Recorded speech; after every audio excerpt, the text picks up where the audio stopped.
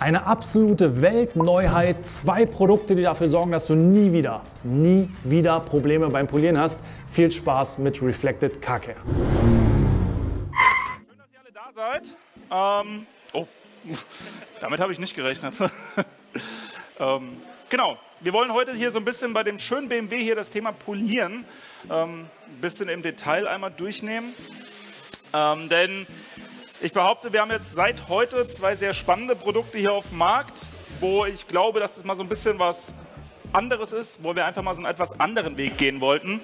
Dreht sich heute hier alles so ein bisschen intensiver um das Thema Polieren und wie man jede Politur auf jedem Lack funktional machen kann, ohne Sticky Paint, Stauben, Kleben und. Also alles, was so dazugehört.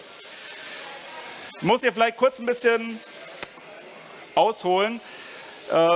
Thema Polituren war so ein bisschen im Raum, ob wir irgendwann sagen, okay, bringen wir eigene Polituren auf den Markt. Habe mich aber dann so ein bisschen dagegen entschieden, aus dem einfachen Grund, dass es mittlerweile unfassbar viele Polituren gibt, die wirklich super funktionieren. Und wenn wir alle ehrlich sind, wissen wir so, okay, jeder von euch, der hier wahrscheinlich steht, hat mit Sicherheit schon seine Lieblingspolituren im Schrank stehen, oder? Ist so, oder? Nette Herr mit dem roten T-Shirt. Was ist deine Lieblingspolitur? Polytop. Welche? Und warum? Weil sie gut ist. Ja? Weil sie für dich super funktioniert, oder? Was ist deine? Aktuell ist die von Sonax, die Ultimate Cut. Ultimate Cut. Weil staubt nicht, gute Politur, oder? Genau. Du wirst wahrscheinlich auch eine gute Lieblingspolitur haben, oder? Rubers. Die blaue, oder? Ja, die ist auch geil. Also ihr merkt, jeder von euch hat wahrscheinlich so eine Politur, wo, es geht mir genauso, wo man so im Jahr öfters mal ins Regal hängt. Man hat zwar 10 stehen, aber eigentlich greift man immer nur zu dieser einen. Das sind auch alles gute Polituren. Und jetzt werdet ihr wahrscheinlich mitfühlen, wenn ich halt sage, schön wäre es, wenn die auch alle immer funktionieren würden, oder? Nicht jede Politur funktioniert auf jedem Auto, auf jeder Oberfläche, auf jedem Lack. Das ist so. Ich habe manchmal Lacke, die sind härter, weicher, anfälliger. Ich habe Lacke, die sind so weich, dass ich mit egal welcher Finish-Politur einfach kein sauberes Ergebnis erzielen kann. Entweder habe ich Haze oder immer noch Hologramme oder ich kriege einfach keinen klaren Look.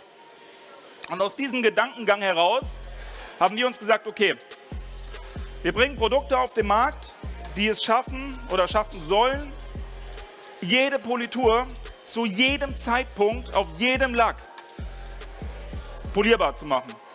Immer. Daraus resultierend sind 2 Produkte entstanden. Einmal das Polishing Oil und einmal das Polishing Gel. Das sind Produkte, die genau dafür gebaut wurden, dass egal wie empfindlich der Lack ist, egal wie oberflächenanfällig der ist, egal was es für ein Untergrund ist, ich kann meine Lieblingspolitur, ohne ständig variieren zu müssen, jederzeit nutzen. Das war der Grundgedanke. Und ich denke, das ist uns auch gut gelungen. Wir haben einmal das Polishing Oil, das ist eine sehr spannende Formulierung aus verschiedenen Ölen und Lösemitteln. Eines vorneweg, das ist das, was die meisten wahrscheinlich jetzt hier gerade denken. Das Polishing Oil ist kein Entfetter. Es ist kein Sonax Prepare. Das ist kein Nanolix Optimizer. Ihr könnt damit nicht entfetten. Dieses Produkt ist ausschließlich fürs Polieren gebaut und entwickelt worden. Das war die Grundvoraussetzung dafür. Weil da hier die Inhaltsstoffe nicht ausfocken, verschwinden nicht, die Lösemittel dampfen nicht aus. Wenn ihr das ins Polierpad tut, ist der gesamte Vorgang ein anderer. Ihr könnt eine Politur gnadenlos ausfahren, bis nichts mehr geht. Politur könnt ihr so ausfahren, dass sie fast transparent wird. Das geht damit.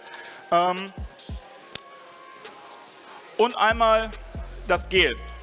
Das Gel ist ein Allrounder. Das Gel ist für viele Einsatzgebiete gebaut worden und kann wirklich das Leben erleichtern. Ihr müsst euch vorstellen, das Polishing Gel ist das Öl nur in der Gelform. Es bindet Staub. Wenn ihr Polituren habt, die stauben, werden Polituren, damit es eine Low-Dust-Politur. Die stauben so gut wie nicht mehr.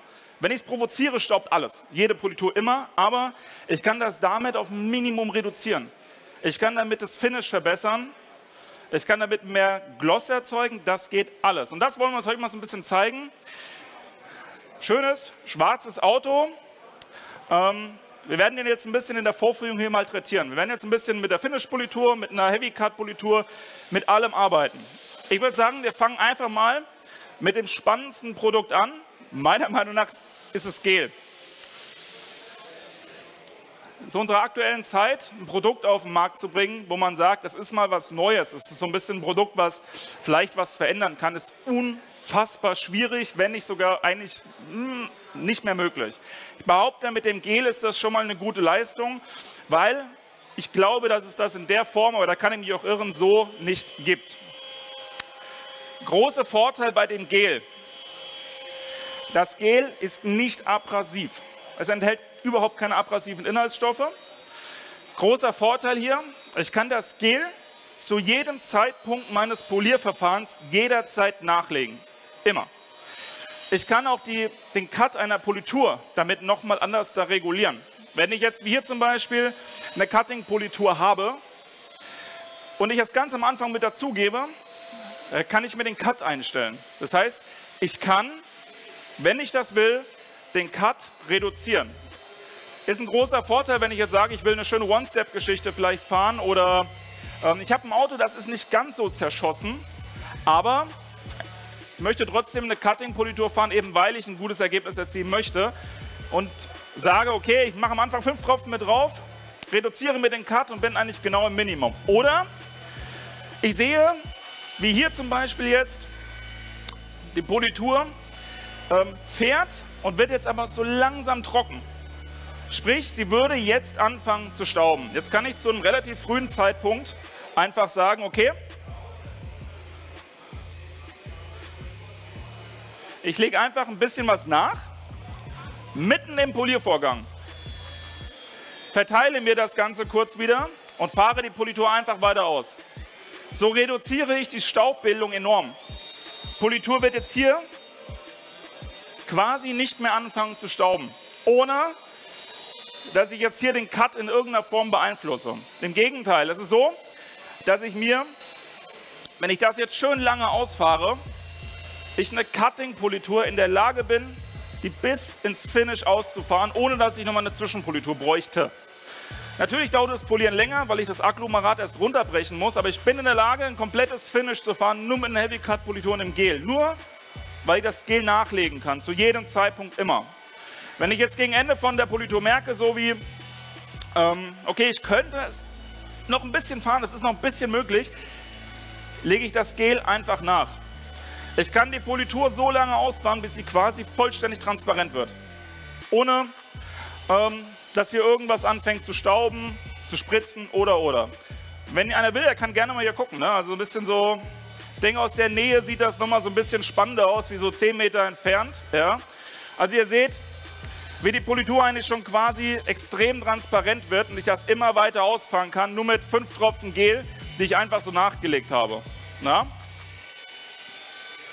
Ihr könnt jetzt auch immer noch sagen, ne? Also wenn ich jetzt sage, na, ein bisschen was geht noch oder mir gefällt der Look nicht, lege ich einfach nochmal 5 Tropfen nach und fahre das Ganze einfach weiter aus. Ich reaktiviere mir die Politur und fahre, ohne irgendwas jetzt hier zu beeinflussen oder den Cut mir zu verschlechtern. Oder, und das ist auch ganz wichtig, mir irgendwas aufzufüllen. Das Gel hat keine füllenden Eigenschaften. Ja? Und ich meine, ihr seht ja jetzt selber, wie lange jetzt hier schon an der Stelle poliert, ohne dass da hier irgendwo, ne, dass wir alle zugenebelt werden mit Staub. Also das ist alles schon absolut tiefenentspannt.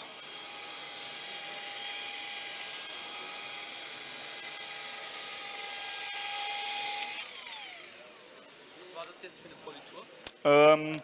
Cut Polish Surfaces. Ne? So, wenn ich jetzt sage, okay, vielleicht mal so als Beispiel jetzt eine Extender-Maschine und ich hatte jetzt hier ein Lammfell drauf, Mikrofaser-Woolpad, was auch immer, ist egal, bin ich auch in der Lage, das Finish zu fahren. Ich lasse jetzt die Cutting-Politur, Moment, müsst ihr vielleicht so ein Stück zurückgehen, ich glaube, die Jungs sehen nichts mehr. Ihr lasst die Politur jetzt hier einfach drauf. So. Ihr könnt jetzt auch hergehen und sagen, wir wechseln jetzt einfach mal das Pad, wir nehmen ein frisches Pad. Nehmen wir jetzt mal an, das hier wäre jetzt ein rotes Cutting-Pad gewesen. Ja? So. nehmen wir uns ein Medium Finish Pad, lassen die Cut-Politur hier drauf. Ist egal, ob eine Rotationsmaschine oder eine Exzentermaschine, das spielt gar keine Rolle. Ja? Und dann sage ich einfach, okay, ich lasse die Cutting-Politur, nehme einfach nur ein frisches Pad und fahre mit dem Gel das Finish. Das geht. Beim Polieren ist das so, wenn ich einen tiefen Kratzer entfernen will, fange ich ja in der Regel mit einer Heavy Cut an. Meistens ist es so, ich ziehe mir natürlich Hologramme rein. Das heißt, ich muss eine Finish-Politur fahren oder eine Medium-Cut-Politur. Beim Polieren ist das nichts anderes als ein Diffusieren. Ich diffusiere mir die Oberfläche immer weiter und weiter und weiter ins Feinere. Ich denke, die Oberfläche ist kratzerfrei, aber eigentlich habe ich die Kratzer, die entstehen, in ein so weites Spektrum diffusiert, dass ich es mit dem menschlichen Auge nur nicht mehr sehe. Bei dem Gel ist das so, dadurch, dass ich hier überhaupt keine abrasiven Inhaltsstoffe habe, hebel ich das ein bisschen aus. Ich steuere diese ganze Abrasion, alles was hier passiert, nur noch über das Pad. Das heißt, wenn ich einen Finish fahre oder eine Finish-Politur habe, ist es auch hier möglich, den Gloss einfach nochmal zu steigern, indem ich ein super weiches Pad nehme und einfach nur mal hinterhergehe. Und den Break sieht man. So würde ich sagen, nehmen wir das Ganze mal ab.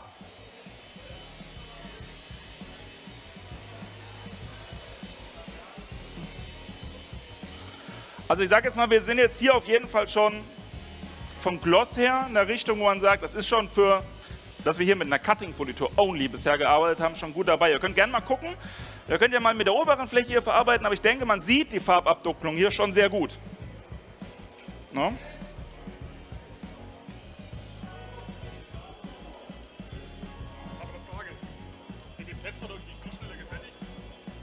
Inwiefern? Achso, wenn du jetzt noch nachlegst, ja, aber das kannst du problemlos.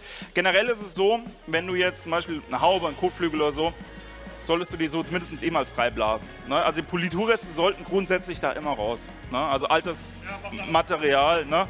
Ich weiß, kann man machen, aber es empfiehlt sich halt so. Ne? Also weißt du, dass du immer ein frisches, weitestgehend frisches Pad hast. Die meisten Polituren lassen sich auch so problemlos entfernen. Ne? Auch das Gel. Ich weiß nicht, ob hier irgendwo ein Kompressor ist, dann könnt ihr ja gleich mal theoretisch machen.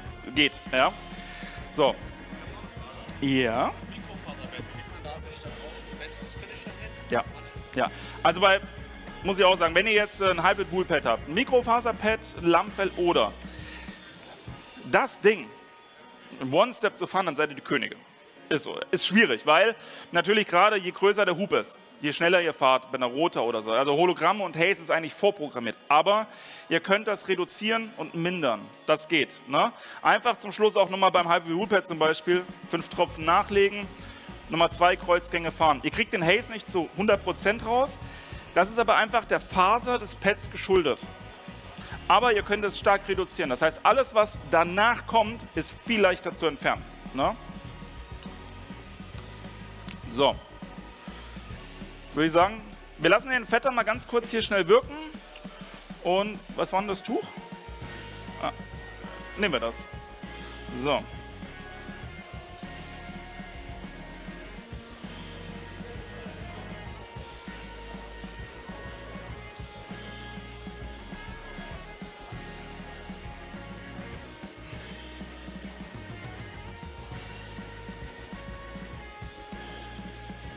So.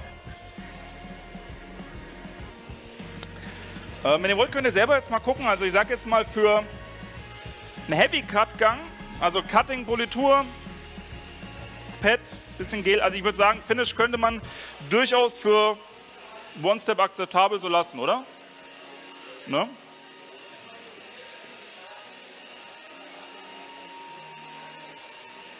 Hologramme gefunden? Nee, ne?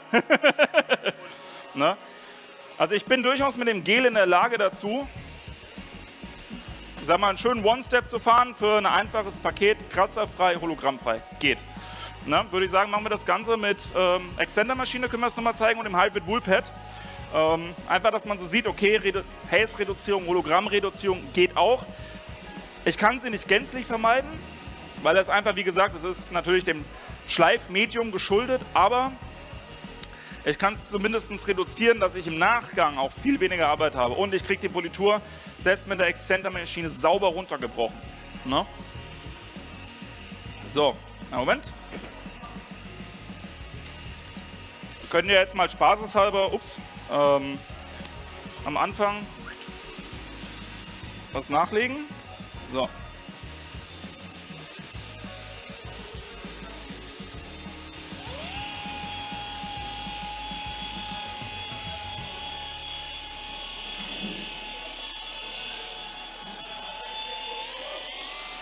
Die ganzen Mikrofaserpads, Hybrid-Wool-Pads und ich sage jetzt mal auch Lammfelle arbeiten deswegen so extrem gut, weil sie aufgrund der Faser anders arbeiten. Diese Pads arbeiten dreidimensional. Die fühlen sich zwar weich an, sind aber sehr abrasiv. Das liegt daran, dass an jeder einzelnen Faser, an jeder einzelnen Härchen sich Politur festsetzen kann und mehr Schleifkörner gleichzeitig arbeiten können. Nachteil bei der Geschichte ist aber immer, das Finish ist halt ajo. Also man kann es halt nicht so lassen. Ne? Dafür habe ich natürlich halt auch immer Maximum Cut. Ne? So.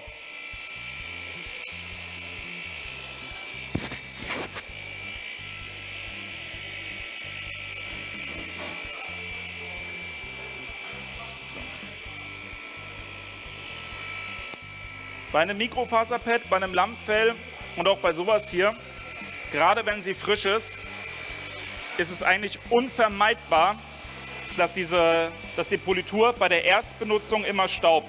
Das ist normal. Das liegt daran, dass diese ganzen Fasern erstmal die gesamte Flüssigkeit der Politur aufnuckeln. Das heißt, die müssen sich erstmal sättigen, dass man überhaupt von staubfreies Arbeiten reden kann. Also ich poliere jetzt hier am Anfang, sage ich mal, jetzt echt nur mit dem Korn. Ne? So. Können wir jetzt einfach mal so ein bisschen den oberen Teil hier einmal finishen und den unteren lassen wir jetzt einfach mal so. Ne? So. Also was man hier jetzt schon sieht, für alle, die mal gucken wollen, der obere Teil wird schon deutlich klarer. Na, ich reaktiviere mir die Politur weiter, kann das Finish einfach weiter ausfahren. Aber ich habe aber auch immer noch Cut. Es ist nicht so, dass jetzt hier gar nichts mehr passiert, sondern ich kann das schon steuern, wie tief ich oder wie weit ich da jetzt gehen will. Ne? Das ist durchaus alles möglich. Ne?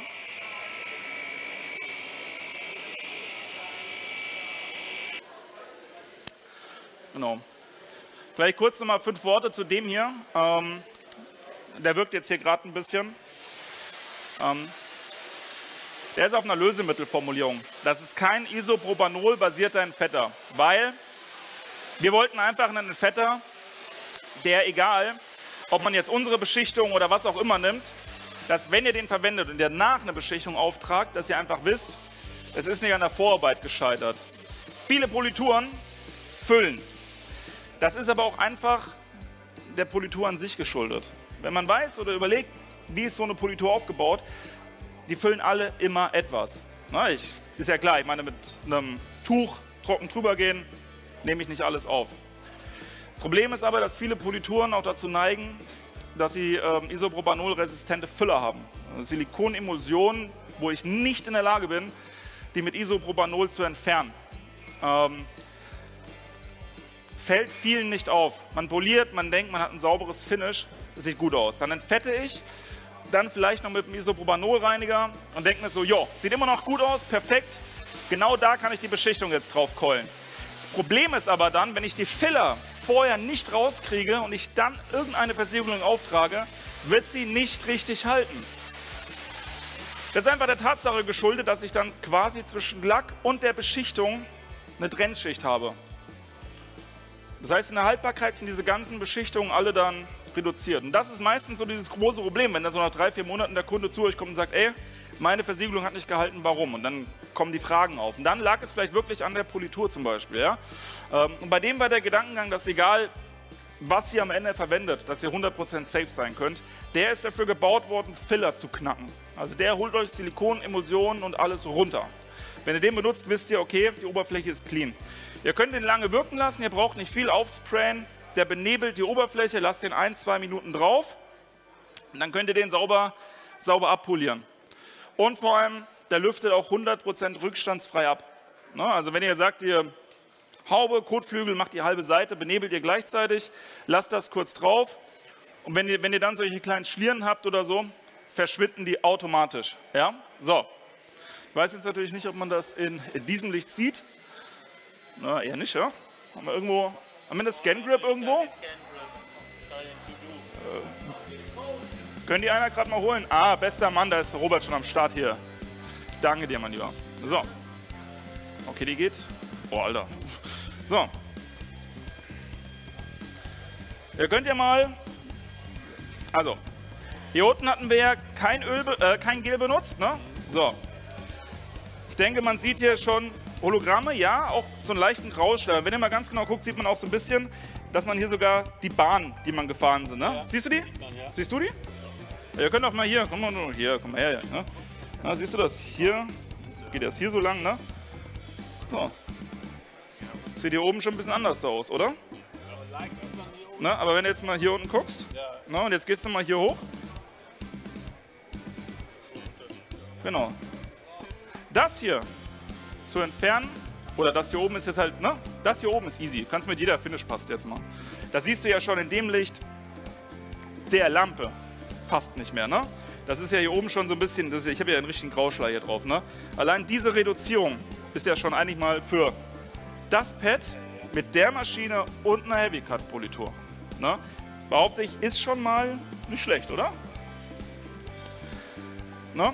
Und vor allem, ich sage jetzt mal, moderate Staubentwicklung, wenn ich überlege, was das jetzt für eine schon interessantere Kombination auf jeden Fall war. Ne? Genau. Gibt jetzt aber noch ein... Ne? Genau.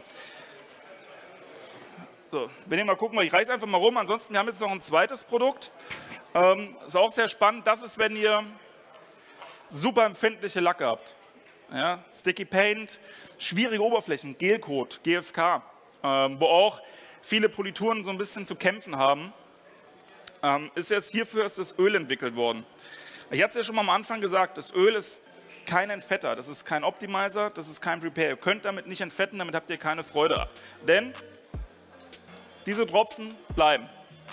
Also das gast so langsam aus, eine Stunde, 2, kann man dabei zugucken, wie die so bleiben. Ne? Wenn ihr das zum Entfetten benutzt, ist nicht so geil. Das ist wirklich nur fürs Polieren entwickelt worden, wenn ihr schwierige Lacke habt, die einfach unfassbar sticky sind. Ne? Jede Politur fängt an zu kleben. Und ich habe einfach Probleme, eine Politur wirklich ins Finish zu fahren. Das Cutten ist dann noch nicht mal das Problem meistens. Das Problem ist eigentlich immer das Finish. Dass ich sage, ich bekomme einen klaren Look hin ohne Haze. Ne? Weil die Politur andauernd anfängt zu kleben. So, würde ich sagen, roter Extender. Machen wir Extender, oder? Wir simulieren das jetzt einfach mal. Wir nehmen jetzt mal weiches Pad oder so. Einfach mal eine Finish-Paste. Ja? So. Das wäre ja meistens jetzt so eben Standardvorgang. Ich fahre eine Politur ein. Die Perfect Finish ist ja schon eigentlich eine Mega-Politur, muss man sagen. Macht ein richtig schönes Finish, hat immer noch einen guten Biss. Ich kann es schön lange ausfahren. Und von der Abnahme her auch easy. Schon mal benutzt? Ist geil, oder? Ja. Problem ist jetzt natürlich immer, es gibt eben Lacke, die sind so schwierig zu bearbeiten, dass sogar so gute Polituren da manchmal einfach an die Grenzen kommen. Ne? Es fängt an zu klumpen. Kennt ihr bestimmt alle, oder? Ich sage jetzt mal so ein Tesla. Ja, wenn du da so richtig empfindlichen Lack hast, ist schon übel. Oder Porsche ist ja auch Uni schwarz, bisschen prädestiniert. Hattest du schon so einen Fall? Jede Politur ist ja einfach klumpt. Diese 3 Sachen hier sind auch innerhalb meiner Aufbereitung entstanden. Weil das alles so Sachen sind, mit denen auch ich mich jedes Mal rumärgern muss. Ja? Es gibt diese Hilfsmittel, man haut ein bisschen Prepare rein, ein bisschen Optimizer rein und. Das Problem ist, aber die focken auch irgendwann aus und dann verflüchtigen sich die Lösemittel und ich bin wieder bei Null. Das heißt, entweder brauche ich extrem viel oder ich muss halt wirklich dann viel rumexperimentieren. Beim Öl ist das nicht ganz so. Das Öl ist permanent. Ihr habt gesehen, wie lange das jetzt hier so bleibt und ich brauche nicht viel. Die Flasche ist zwar relativ groß, aber da könnt ihr euch vorstellen, wie lange es reicht. Ne? Ja? grob vorverteilen und ihr seht, wie sich die Politur komplett anders da verhält. Ich kann jetzt die Politur bis zur Vernichtung ausfahren. Also ich kann jedes Korn damit reaktivieren und einfach weiterfahren, bis das wirklich, ich sage jetzt mal, komplett transparent wird. Das heißt auch hier, dass ich zum Beispiel ein Korn wirklich maximal runterbrechen kann bis ins Finish. Damit kriege ich eigentlich jeden Lack gut gefinisht. Es muss nicht unbedingt ein Sticky Paint sein. Ich kann auch natürlich bei normalen Lacken sagen, okay, ich gebe das zum Schluss einfach mit rein, weil ich die Politur noch viel länger ausfahren möchte. Ne? Das geht schon. Frage, wie ist Ja. Gel bei Sticky Paint? Hilft das was? Oder? Ja. Aber also das geht auch. Aber wenn du so richtig schwierige Lack hast, so wie er das jetzt sagte, bist du mit dem Öl besser dran. Ne? Weil du siehst ja selber, ne? Guck mal, wie klar das jetzt wird. Ja. Sieht man von dir. Genau. Und du kannst immer weiter fahren. Ne? Immer, also das ist jetzt nicht so, dass ich sage, okay, ich gebe das Öl dazu und ich habe jetzt keine Abrasion mehr, sondern ich gebe das Öl dazu und fahre immer weiter. Ne? Positiver Nebenaspekt auch bei dem Öl ist, wer hat schon mal versucht, Polituren aus dem Polierpad nachher wieder rauszukriegen, wo es ein bisschen mühseliger ist, schon nervig dann. Ne? Es gibt ja auch so Polituren, die man durch das Waschen rauskriegt.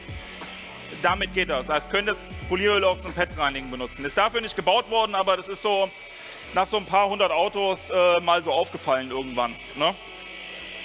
Genau. Und ihr seht selber, ne? Also hier, nichts wird hieran trocken. Ne? Ich kann immer weiter fahren. Also ich bin jetzt hier auch noch in der Lage zu sagen, ey komm, wir fahren einfach mal noch ein bisschen weiter, wir gucken jetzt einfach mal, was rauskommt. Ne? Ne? Fragen? Generelle, ja. Ja, das Korn ist ja unverändert. Ne? Es geht ja einfach nur darum, ne, wenn du jetzt zum Beispiel so leichte, also wirklich empfindliche Lack hast, die saugen. Ne? Oder wenn du diese so richtig ausgeblichene Lack hast, wo du relativ viel Material abnehmen musst. Wo geht das Material hin ins Pad? So, das heißt, dir fehlt einfach dieser Gleitfaktor dann. Ne? Den musst du halt wieder dazugeben. Ne? Gut. Wenn ihr wollt, könnt ihr mal gucken. Also ihr könnt wirklich lange das ganze Ding ausfahren. Ne? Immer noch. Ne? Natürlich ist das Korn irgendwann durch, aber über diesen kompletten Schleifprozess, wichtig hier ist auch beim Öl zu wissen, das Öl füllt nicht. Ne? Ihr werdet jetzt, wenn ihr mal eure Hand hier drauf legt, merken, dass die Oberfläche nicht glatt wird, ne? Sondern eher auch hier fettfrei. Also das Ergebnis, das ihr hier seht, ist nicht gefüllt. Ne? Also fasst ruhig mal alle drauf, ist kein Thema. Ne? Das war mir auch wichtig, dass das euer Ergebnis nicht verändert. Ne? Dass man dann wieder bei dem Ursprungsgedanken sind, dass ich auch hier wieder Silikon, Ölemulsionen habe, die ich dann nicht runterbekomme, sondern das Ergebnis, was ihr hier habt, ist ehrlich. Ihr entfettet einfach regulär, holt euch die paar Reste runter und Fingerdatscher, die ihr jetzt habt, fertig. Beschichtung drauf, Ende aus, Mickey Maus hält. So, ne? So. Auch bei Sprühversiegelung ist es so, ne? Je besser vorbereitet die Oberfläche ist und je fettfreier die ist, desto länger halten auch die. Ne? Egal, was es für eine ist. Je besser die Oberfläche ist, wenn ihr eine polierte Oberfläche habt und eine unpolierte, wird auf der polierten Oberfläche alles besser halten. Immer. Das ist einfach, ne? Wenn man überlegt, was auf so einem Lack alles rumfliegt, allein die Unebenheiten, ne? Diese ganzen Unebenheiten bei einem unpolierten Lack beeinflussen auch die Hydrophobie am Ende. Wenn du das hier polierst und entfettest, kann auch eine Sprühversiegelung besser andocken. Ne? Die liegt zwar nur drüber, aber sie liegt besser drauf. Ne? Genau. Ihr könnt jetzt auch mal drauf fassen, also wenn ihr irgendwo eine Oberfläche entfettet oder so. Ne? Also so sollte sie sich vor einer Beschichtung anfühlen. Könnt ruhig mal drauf fassen, alles gut, dafür sind wir hier. Ne? Ja, du nicht, du nicht. Was ist das denn für Hände, Junge? Und du hast Handschuhpflicht. Ne? So. Top. Habt ihr Fragen? Ich hoffe, ihr fandet das auch alle jetzt bisher so ein bisschen interessant auf jeden Fall. Fragen noch? Irgendwas? So? Gerne doch. Gut, ich hoffe, ich konnte euch allen helfen. Wenn ihr noch Fragen habt, ich bin ja sowieso noch da. Hier, gleich links. Und ich hoffe, also vielleicht mal einen kurzen Applaus für meinen besten Mann hier, ja. Den musste ich heute schon trösten, der ist ein nervliches Wrack, deswegen hat er auch so wenig geredet, ja. Ansonsten hoffe ich, ihr hattet Spaß, ich konnte euch ein bisschen was zeigen. Und ne, wenn ihr, wie gesagt, noch Fragen haben solltet, hier gleich links um die Ecke, mein Stand, kommt einfach dazu. Ne? Danke euch. Ich muss zugeben, ich kannte die Produkte schon ein bisschen länger. Ich hatte nämlich die Prototypen zum Testen und war echt schwer für mich, nicht vorher darüber zu reden, weil es wirklich Weltneuheiten sind, die ein Problem lösen, was bislang noch nicht lösbar war. Von daher absolut empfehlenswert. Wenn du sie noch nicht getestet hast, gönn dir auf jeden Fall die Produkte. Ich danke dir fürs Zuschauen, abonniere den Kanal und drück die Glocke, um kein Video zu verpassen. Bis zum nächsten Mal. Hau rein!